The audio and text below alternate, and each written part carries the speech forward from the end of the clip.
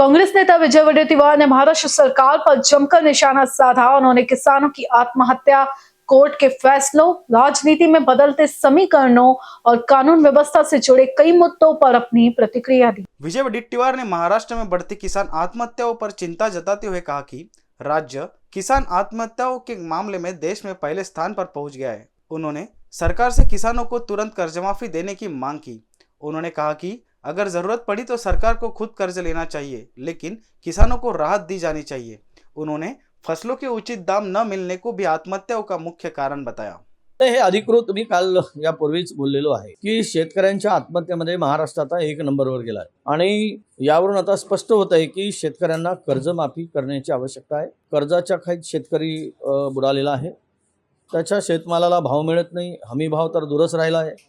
सरकारचं धोरण हे शेतकऱ्यांना खड्ड्यात घालणार आहे आणि अशामुळे आज शेतकऱ्यांच्या आत्महत्येमध्ये राज्यात प्रचंड मोठ्या प्रमाणात वाढ झाली।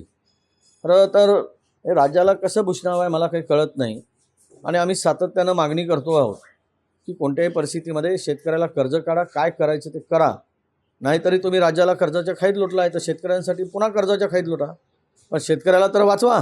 शेतकऱ्यांचा बळी घेण्यासाठी तुमचं धोरण असेल तर सरकार म्हणून तुम्ही काही जबाबदार आहात की नाही, हा खरा प्रश्न येतो आहे। यासाठी स्पष्टपणे आमची मागणी आहे की आता शेतकऱ्यांच्या कर्जमाफीची वेळ आली आहे आणि शेतकऱ्यांची कर्जमाफी झाली पाहिजे, तरच या शेतकऱ्याला आपण वाचवू शकू। कुकाटे मामले में अदालत द्वारा दिए गए तर्कों पर सवाल उठाते हुए वडेट्टीवार ने कहा कि यदि अदालतें इस तरह के फैसले देने लगी तो भविष्य में न्याय की उम्मीद कहां से की जाएगी। उन्होंने कहा कि अगर कोई व्यक्ति हत्या करता है तो क्या उसे भी इसी तर्क के आधार पर माफ किया जाएगा। चुनावी खर्च के नाम पर किसी अपराधी को माफी देना न्यायिक प्रणाली के लिए खतरनाक हो सकता है। आता कोर्ट जर असं बोलायला लागला, खर्चाची चिंता म्हणजे उद्या खून करणारा जर त्याला एखाद्याने खून केला आणि त्याला सजा देतानाच म्हणेल काय कोर्ट की न्यायालयाची भूमिका काय असेल त्यावेळेस, ती हीच भूमिका असेल का, असा आमचा प्रश्न आहे। म्हणजे कुठलाही गुन्हेगार असेल त्याला तो गुन्हा केला असेल, तो शिक्षेस पात्र असेल तर मग तो शिक्षा झाली पाहिजे। आता उद्या खून करणारा एखादा लोकप्रतिनिधी असेल आणि हे म्हणतील की तिथे निवडणुकीचा खर्च आता वाढणार आहे, जनतेच्या खिशातून खर्च होणार आहे, त्यामुळे मी याला माफ करतो, अशी न्यायालयाची भूमिका असेल तर हे हास्यास्पद आहे। आणि मला वाटतं की न्यायपालिका जर अशा पद्धतीने वागत असेल तर न्यायाची अपेक्षा दुरापास्त होणार। नाना पटोले के बयान पर प्रतिक्रिया देते हुए विजय वडेट्टीवार ने कहा कि उन्होंने इस बयान को मीडिया के माध्यम से सुना। राजनीति में कोई स्थायी मित्र या शत्रु नहीं होता, यह समय के अनुसार बदलती रहती है। उन्होंने कहा कि वर्तमान परिस्थितियों को देखते हुए नाना पटोले ने जल्दबाजी में यह बयान दिया है। असं आहे, त्यांनी काय आभार दिली ते मी जरा माध्यमातून पाहिले, पण एक आहे, राजकारणात कोणी कोणाचा दुश्मन नसतो, कोणी कोणाचा दोस्त नसतो, हे आपण लक्षात घेतलं पाहिजे। दोस्त भी नहीं होता और दुश्मन भी नहीं होता है, समय के साथ सब राजनीति चलती है। त्यामुळे उद्याचं काय वाढून ठेवलेलं आहे हे आत्ताची धुसफूस पाहता हे काय होईल हे आत्ता काही सांगणं कठीण आहे, पण नाना पटोलेजींनी घाई केली एवढंच माझं मत आहे। बुल्ढाना में एक युवक किसान की आत्महत्या पर दुख व्यक्त करते हुए वडेट्टीवार ने कहा कि सरकार एक तरफ किसानों को सम्मानित कर रही है और दूसरी तरफ वही किसान पानी और बिजली के लिए दफ्तरों के चक्कर लगाते लगाते आत्महत्या करने को मजबूर हो जाते हैं। उन्होंने इसे महाराष्ट्र के इतिहास का काला अध्याय बताया। हे काल झालं, मी काल माझी प्रतिक्रिया देताना बोललो की युवा शेतकऱ्याला महाराष्ट्र पुरस्काराने सन्मानित करता आणि तो आत्महत्या करतो पाण्यासाठी। सरकारच्या दरबारी चक्रा मारून मारून त्याच्या शेताला पाणी देत नाही, वीज देत नाही आणि त्यामुळे त्याचा पुरस्कार देऊन गौरवण्यात काय अर्थ आहे। म्हणजे एकीकडे शेतकऱ्यांचा सन्मान दाखवायचा, गौरव केल्याचं दाखवायचं आणि तोच शेतकरी आत्महत्या करत असेल तर या सरकारला त्या शेती आणि शेतकऱ्यासंदर्भात किती जाण आहे, भान आहे आणि शेतकऱ्याप्रती किती कळवळ आहे दिसून आलेला आहे। म्हणजे मला वाटतं की महाराष्ट्राच्या इतिहासामध्ये ही एक काळी नोंद आहे या सत्ताधाऱ्यांच्या नावाने लिहिणारी। भीड़ में पुलिस निरीक्षक को छुट्टी पर भेजने के आदेश देने वाले न्यायाधीश को उसी पुलिस अधिकारी के साथ होली खेलते देखकर वडेट्टीवार ने नाराजगी जताई। उन्होंने कहा कि अगर न्यायाधीश और पुलिस अधिकारी इस तरह की दोस्ती निभाने लगेंगे तो कानून व्यवस्था पूरी तरह से ध्वस्त हो जाएगी। उन्होंने मांग की कि इस मामले की जांच होनी चाहिए और केस को बीड से बाहर की अदालत में ले जाना चाहिए।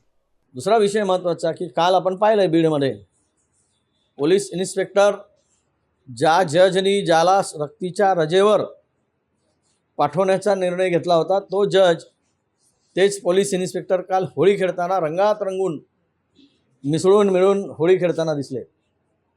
याचा अर्थ असा आहे की राज्यात कायदा सुव्यवस्था राखणारे आणि कायद्याचं पालन करणारे ही जर यांची जोडी अशी घट्ट जमायला लागली आणि आरोपी मोकाट फिरायला लागलेत तर यापेक्षा कायदा सुव्यवस्थेचे दिनवडे या देशामध्ये राज्यामध्ये कुठेही दिसणार नाही। भाजपा नेता नीतीश राणे पर हमला बोलते हुए विजय वडेट्टीवार ने कहा कि वे मौके का फायदा उठाने वाले व्यक्ति है। उन्होंने कहा कि नीतीश राणे को तय करना होगा कि वे योगी बनना चाहते हैं या कुछ और। इसके अलावा उन्होंने परिवार की पुरानी तस्वीरों का हवाला देते हुए कहा कि उनके पिता रमजान के कार्यक्रम में हलाल मटन खाते नजर आएंगे। त्याला योगी व्हायचं आहे जोगी व्हायचं आहे की पुढचा माहीत नाही, पण भाजपसाठी मात्र ही प्रस्थापित नेत्यांना खतऱ्याचीच घंटी आहे याच्या बोलण्यामुळं। याचा अर्थ की कसला आला तुम्ही काँग्रेसमध्ये होतात, जरा 2017चे त्यांचे व्हिडिओ पहा, हलाल केलेलं असं मटण दाबून खाताना दिसत आहेत, तेही खात आहेत, वडीलही खात आहेत, फार याच्या रमजानच्या ईद मिलन समारोहामध्ये मटण तोडताना ते दिसत आहे। याचा अर्थ काय समजायचा? आणि सोयीनुसार विष पेलवण्याचं काम जर तुम्ही करत असाल तर हे मला वाटतं या देशामध्ये यांना लोकशाही मानायचीच नाही। आमच्या अध्यक्षांनी म्हटलं त्याप्रमाणे आपला देश आणि राज्य आता तालिबानीकडे झुकतो आहे, उद्या या देशाचा तालिबान होईल अशा प्रवृत्तीमुळे हे आता स्पष्ट होत आहे। राजापुर में हुए विवाद पर प्रतिक्रिया देते हुए वडेट्टीवार ने कहा कि होली और रमजान दोनों पवित्र त्योहार है, लेकिन पहले कभी ऐसा माहौल नहीं बना था। उन्होंने सरकार पर आरोप लगाते हुए कहा कि अगर कोई मंत्री लोगों को आपस में भिड़ाने की कोशिश करेगा तो ऐसी घटनाएं होती रहेंगी। तर मी माहिती घेतो आहे ती, मला तुम्ही सकाळी वाजलं थोडंसं माझ्या मोबाईलवर, पण पूर्ण माहिती येऊ द्या कशामुळे तेढ निर्माण झाला आहे। खरं म्हणजे आता रमजान आहे, काल होळी झाली, ही पवित्र सण असतात सर्व धर्मांची, हिंदूची मुस्लिमांची, यामध्ये अशा प्रकारचं कधी वातावरण होत नव्हतं आणि सगळं शांत असताना तेल टाकण्याचं काम कशाला करायचं? कुठे कोणाचा उद्रेक होताना दिसतो आहे? कशा तुम्ही जाणून बुजून जर एकमेकांच्या विरुद्ध झुंजवण्याचा सरकारचा मंत्री जर प्रयत्न करत असेल मग सरकारलाच कायदा सुव्यवस्था खड्ड्यात घालायचे, याचा अर्थ हा स्पष्ट होतो। विजय वडेट्टीवार की इन बयानों ने महाराष्ट्र की राजनीति में हलचल मचा दी। अब देखना होगा कि सरकार इन आरोपों पर क्या अपनी प्रतिक्रिया देती है। इन BCN न्यूज के लिए रेशमा राठौड़ की रिपोर्ट।